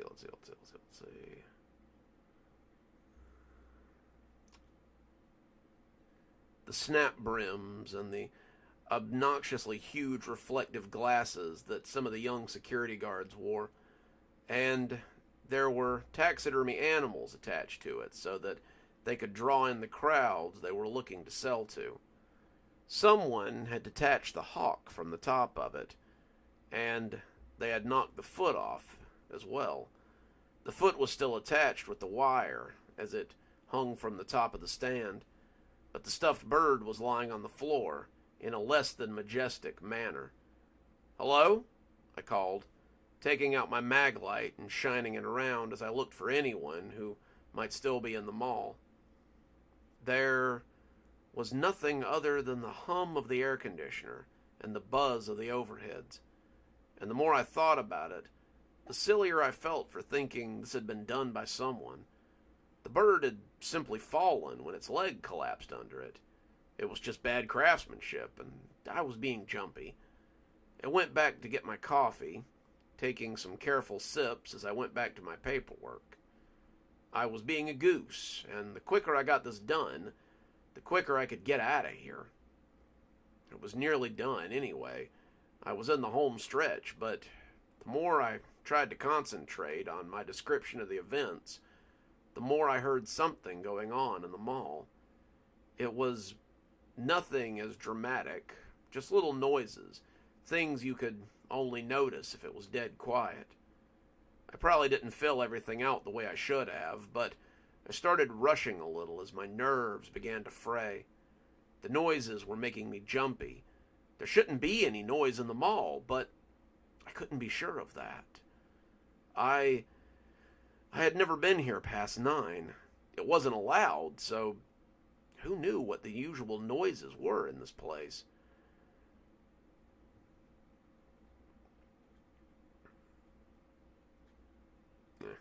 Lost my spot for a minute.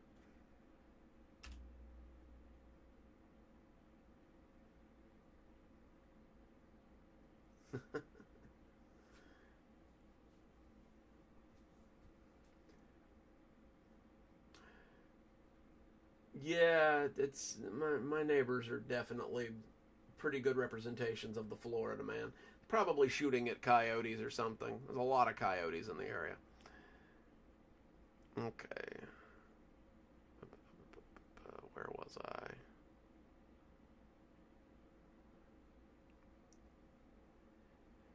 I ground my teeth together as I made an ink stain on the page and tried to calm down so I didn't ruin all my work. It was a pain to have to do these things in triplicate, but I was about half done and trying to fly through the rest so I could get home. It was 11:30 by the time I finished up, and as I put the correct papers in the correct manila envelopes, I prepared to leave. I could feel the neck hair rising at the thought of going out into the mall. It was dark out there. I'd seen that, and I knew I'd have to go past the fountain, though the dark...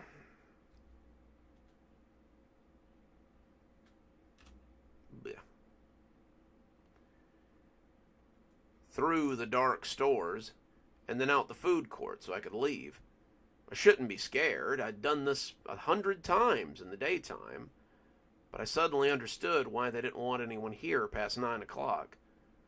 The mall felt alien to me as I stepped out of the security hallway, and as I walked towards the food court, I felt my teeth come together in a nervous clack. I turned my head a little as I came past the Abercrombie & Fitch, feeling eyes on me as I went.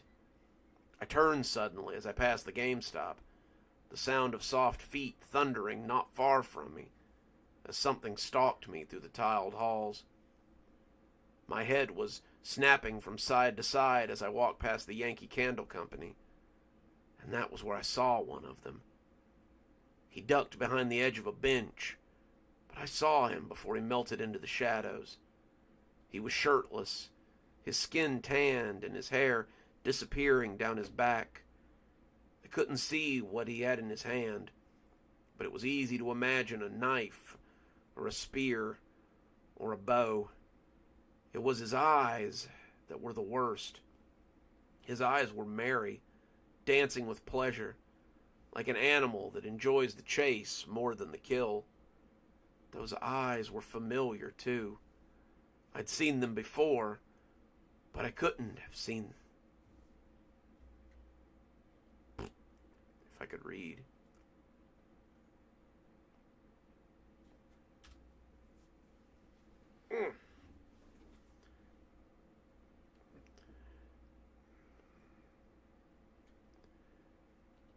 But I couldn't have said where right then. I kept going, pretending I hadn't seen him, but I heard other feet moving to join him. I started walking faster, not sure what was going on here, but I knew I had to get outside so I could use the payphone to call the police. Someone, a group of someones, had gotten into the mall, and they would likely be very interested in stopping me from letting anyone know about it.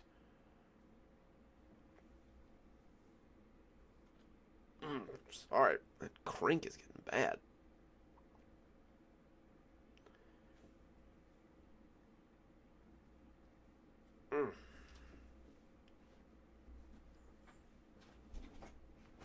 Scoop my chair up a little bit. We are reading The Indians of Kawakala Mall if you're just joining us, so there's another part to come if you're interested. So pull up a chair. It's just getting good. Where did we leave off here?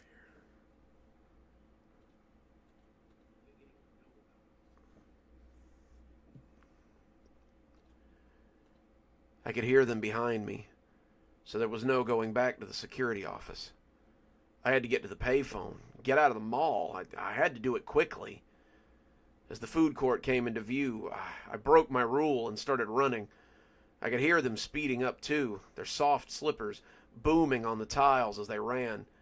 But even in my haste, I still glanced up at the mural. It was a habit. I couldn't not do it. And that was when I saw it. It almost made me stop, but my fear and adrenaline only made me take it in all the quicker. The natives in the mural were gone, just gone. And as I glanced behind me, I found where they had gone. There were 5 of them behind me now, their faces frozen in those cannibal grins that the artist had given them. They had knives and spears in hands. One of them was even drawing back a bow, and I realized there would be no escape with them so close behind me. I decided to take a risk, and I turned suddenly and headed for the bathrooms. They skated on the tiles, their hide shoes not getting the purchase they wanted, and I had just enough time to barrel into the maintenance closet and bar the door. I could hear them banging on it, slamming into the metal as they tried to get me. I had engaged the lock and shoved whatever crap I could find against the door, but I wasn't sure it was enough. For the rest of the night, I huddled in the corner and prayed they wouldn't get me. I don't know when I passed out. My body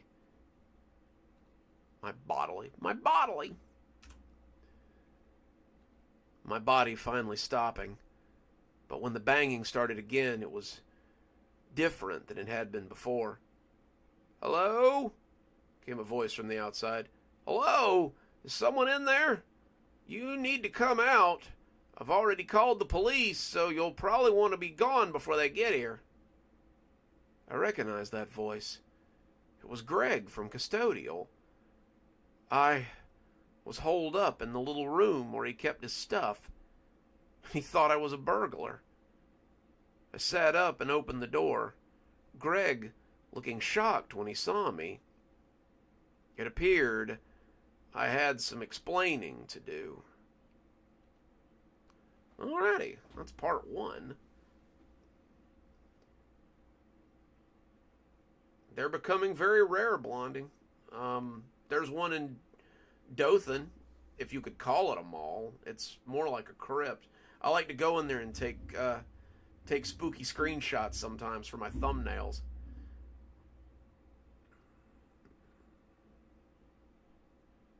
Birmingham does have a nice mall, though.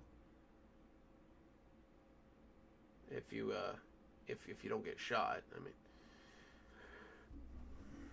Let's see here. All right, we're going to go ahead and read part number 2.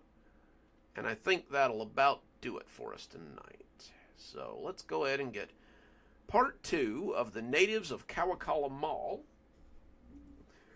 Let me get a little drink here. Yeah. It's, Dothan's pretty close, so we go there every now and again. It's a dead mall, but I like to go in there and take pictures sometimes because it's got that creepy vibe to it that makes really good screenshots. Like, the last time we went in there, the food court was closed. Like, there's really just not a lot going on. I hate it because we always liked that mall. Like, that was the mall we used to go to a lot.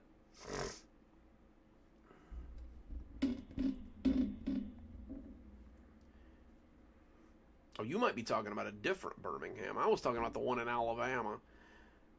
There's a mall, but it's more like an outlet mall, and it's definitely not a nice place sometimes. Alrighty, well, let's go ahead and get number 2 going, and we will get rolling. This is The Natives of Kawakala Mall, Part 2. Greg got me a coffee and sat me down in the empty food court. I was shaking, my eyes flying to the mural that had been empty just the night before. Now it was filled once again with the grinning faces of the natives, and their eyes seemed intent on me. I could swear they were moving as I sat and drank coffee slowly, their eyes watching me like they had the night before. It was extremely unsettling, and it took everything I had to keep sitting there as Greg asked me what was happening.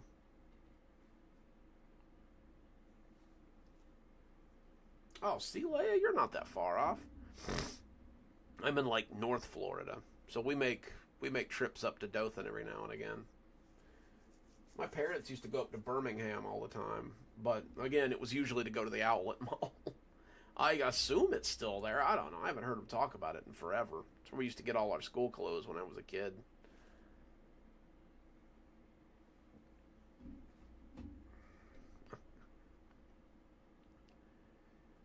So, Greg said, watching as the other guys gave me and my rumpled security guard uniform a wide berth.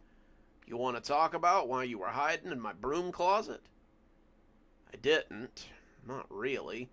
But I realized I needed to get out in front of this if I wanted everyone to think I was still sane.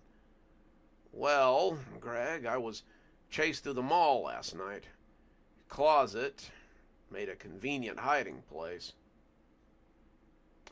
Might have been the Summit, Leia, I think. Again, they always just call it the outlet mall. Greg looked a little scared. Chased? By who? Some customers stay after closing time or something? I shook my head. I don't know. I'd stayed to do some paperwork, but Greg looked stricken at this. You stayed after closing time? You know you can't do that. Jesus, are you okay? Do you need to go to the hospital? That was a bit of an odd statement. It made me start to wonder what Greg knew. No, I'm okay. I had to finish up that paperwork. You know, from the incident yesterday. I filled him in on the particulars, Greg still looking like he might shiver out of his socks.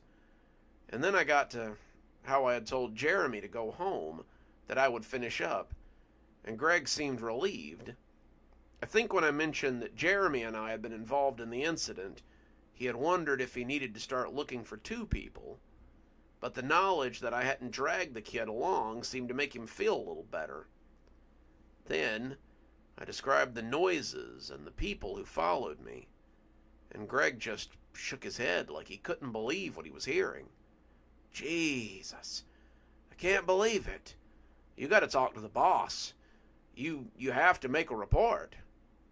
I started to object, but he put a hand up. If you don't, I will. This is one of those rules that we do not break.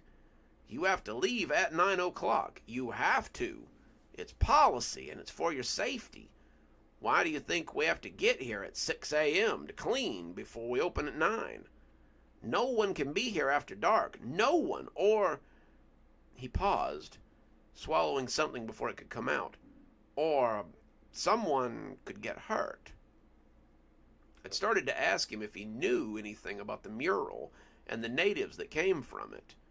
But someone called my name then, and I turned around to see Mr. Martin, the general manager, coming in with a fresh cup of Dunkin' coffee and a cruller. He asked what I was still doing here, and when Greg said he had found me in a janitor's closet, I was immediately spirited up to the boss's office. He called my boss, the head of security, and told him where he had found me, and asked him to come in immediately so we could sort this out. When that was done, he put the phone down and looked at me seriously.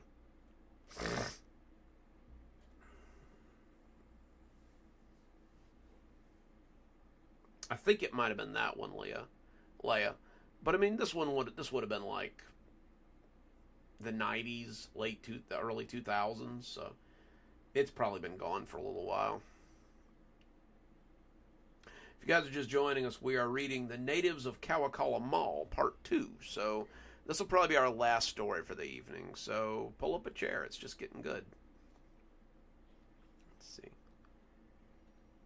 I had never actually been in the same room with Mr. Martin. He had hired me in so much as he had signed off on my employment paperwork. Mr. Garvis was my boss, the head of security, and if he was coming in, then maybe I might be able to save my job. Mr. Garvis, Mr. Call Me Phil kid, everyone does, was a nice guy, and he liked me. I wasn't a slouch, I did my paperwork, and I tried to be more than just a glorified rent-a-cop. He had said that if I played my cards right, I might have his job one day. But as Mr. Martin sat across from me, fingers steepled in a decidedly wizard fashion, I started to wonder if I'd still be employed by the end of the day. Let me start by saying that this is extremely irregular. Do you understand that the rules are there for a reason? We don't just tell you to be out of the mall by 9 o'clock because we think it's funny. This is a very real... He weighed his words carefully. There are rules, and we follow them, or we lose our jobs. Now, I talked to Philip, and he says you're one of his best guys. He doesn't want to fire you, so I suppose I just have to make sure of what exactly happened to you. Why don't you tell me what led you to be trapped in the janitor's closet? So I told him a story. It wasn't the truth, but I felt it might be a more coherent story. I told him a group of people had broken in after hours. I told him how they'd been dressed as Native Americans and how they had potentially had keys to the place. I told him how they had run amok and how they had chased me when I went to leave. I told him how I'd been doing paperwork after the events of the night before, and how the police paperwork had been done before I went home because of security protocol. It also had to be done in triplicate, one for Mr. Garvis, one for the police, and one for him, and how that had taken me a while. I told him how I'd heard noises, how I'd gone to investigate, and how when I went to leave, I'd been chased. I hid in the closet. They had tried to get into the closet, and when they couldn't, they had left. I'd stayed there, fearing they were waiting for me to leave so they could jump me, and I must have passed out. Mr. Martin thought about this as he drank his coffee, his eyes seeming to judge whether I was holding anything back. That was all you saw, right? He finally asked. Yes, sir, I said. I hid because I didn't want to be killed. I didn't know what their intentions were, but they seemed pretty angry. He nodded, getting up so he could look out the window in his office that overlooked the food court. The custodians were just getting started down there, cleaning and tidying and taking out the trash, and Mr. Martin seemed to watch them for an eternity. You know, you aren't the first person to tell me about strangers in the mall. I didn't say anything. He didn't seem to want an answer. Let's see. We're reading The Indians of Kawakala Mall, Part 2, if you're just joining us.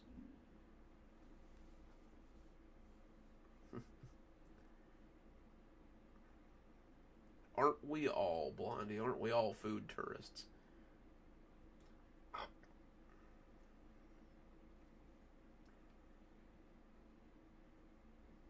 She's right about that. Jade Garden and Bessemer, really good Chinese food.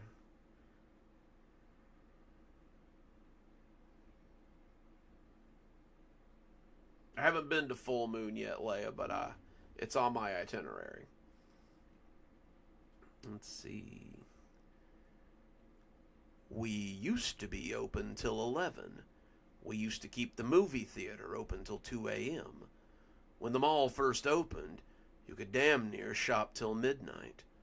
But that was when the weird things started happening. People started going missing. People started getting hurt. This area gets rough after dark, son. We got worried about the staff, about the guests. We started closing down at 9. Now, no one stays past 9. No one.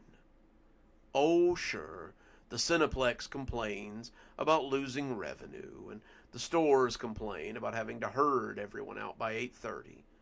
But the problem stopped. You've been here a while, haven't you? 2 years, sir, I said, still only speaking when spoken to. I learned early in life how to take an ass chewing, with the least amount of teeth marks. Did anyone ever tell you about Jim Morris? No, sir. Not surprising, Mr. Martin said, still looking out over his kingdom. Jim Morris was the old head of security here, back when the mall opened in '82. He'd been a cop for 20 years, retired from the force, but his wife got cancer, and his retirement got cut short. When people started getting hurt, Jim blamed the protesters. Protesters, sir? I asked, not sure what he meant. The groups of Native American activists never usually made it off Main Street these days.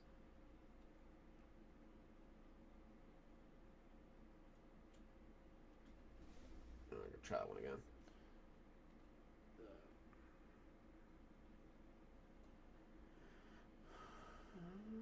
Okay.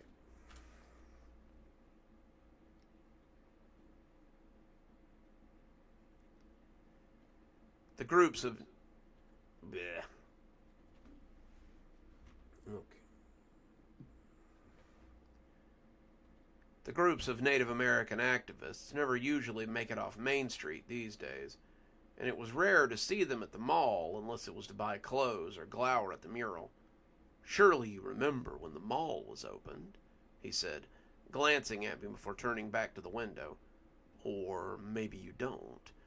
The same sort of protesters who tote signs during the festival and the Down Home Days celebration started out here. They said this was tribal land and we had no right to it. They claimed this was the site of a major tragedy for the tribes and that we should take our mall elsewhere. Anyway, Jim thought it was them. All the witnesses said it was guys in buckskin with feathers in their hair, and Jim wanted them brought to justice. After they killed the third person, I didn't have a lot of choice but to cut back the operation hours at the mall. People were scared. Scared people just want things to go back to normal. Not Jim, though. They had hurt people, killed people on his watch, and Jim was mad as hell about it. What happened to him? I asked, unable to stop myself. He stuck around after closing. He said he wanted to watch cameras and catch the bastards in the act. I begged him not to. The police were already doing regular patrols, but he insisted. He stayed, and the next day they found him dead. Mr. Martin pointed to the fountain down in the food court. He was in that fountain, his gun shot empty, and his throat cut like an animal. I never let anyone stay past 9 again. Strangely enough, that stopped it. I don't know why. I don't care why. People are told to head for the food court at 8:30, and by 9, the doors are closed. End of story. Phil likes you. I like you. But if this happens again, I'll fire you myself. Am I understood? That was about the time Mr. Garvis came in, saying he'd gotten here as fast as he could, and Mr. Martin told me I was free to go, after I said I understood. And I did. I understood that something was happening, maybe something Mr. Martin understood more about than he cared to say, and that it was something dangerous. Mr. Garvis said to come with him, and we had a similar conversation in his office. Mr. Garvis praised my desire to finish up my business, praised my immaculate paperwork, but told me in no uncertain terms that this could not happen again.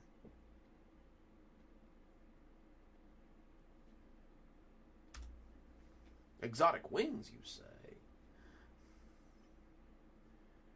That's good.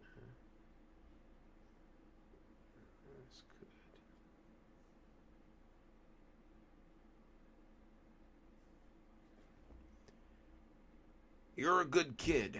You have a bright future in this mall. I don't want to see you throw it all away over something like this.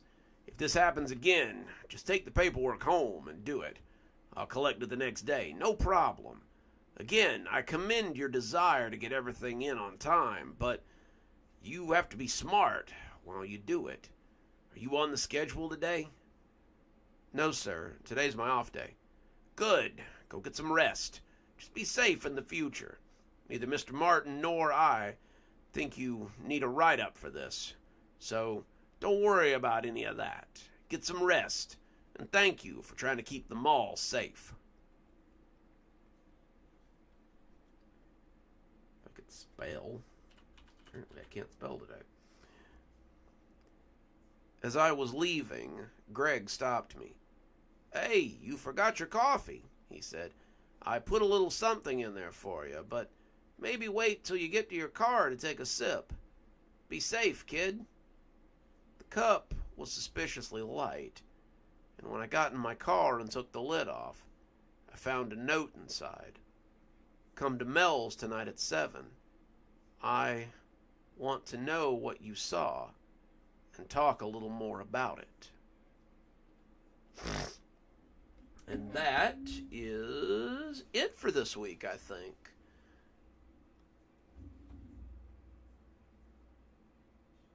Yep, that was 5. We've done quite a lot of reading tonight.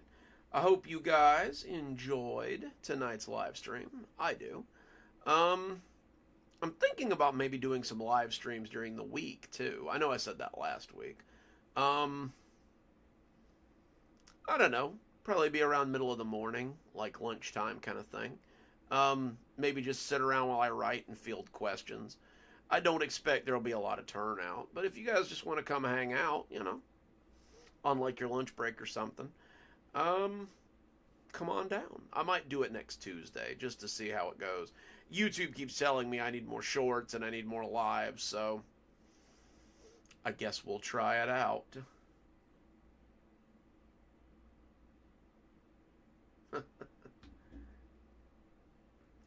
But any rate, we will catch you guys next time. Till then, Dr. Plague signing off. You guys have a wonderful evening.